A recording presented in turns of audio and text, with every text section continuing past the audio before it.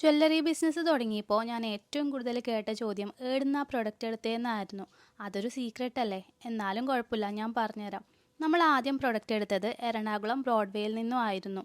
കുറേ കടകൾ കയറി ഇറങ്ങിയെങ്കിലും മിക്ക കടകളിലും മിനിമം പർച്ചേസ് 10,000 30,000 ഒക്കെ ആയിരുന്നു. ചിലയിടത്ത് ഹോൾസെയിൽ ആണെങ്കിലേ കടയിൽ കയറാൻ പോലും വിടുള്ളൂ. ബിസിനസ് സ്റ്റാർട്ട് ചെയ്യുന്നതായതുകൊണ്ട് വലിയ എമൗണ്ടിന് പർച്ചേസ് ചെയ്യാൻ പറ്റൂലല്ലോ.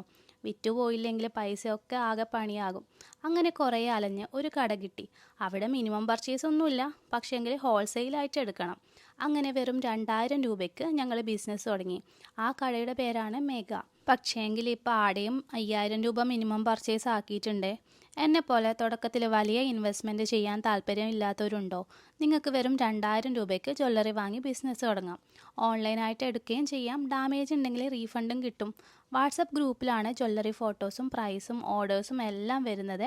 അപ്പോൾ നമ്മുടെ സ്വന്തം ഷോപ്പാണ്. ഡീറ്റെയിൽസ് വേണ്ടവർ ഫോളോ ചെയ്ത് മെസ്സേജ് അയയ്ക്ക്. ഗ്രൂപ്പ് ഡീറ്റെയിൽസ് അയച്ചു തരാം കേട്ടോ.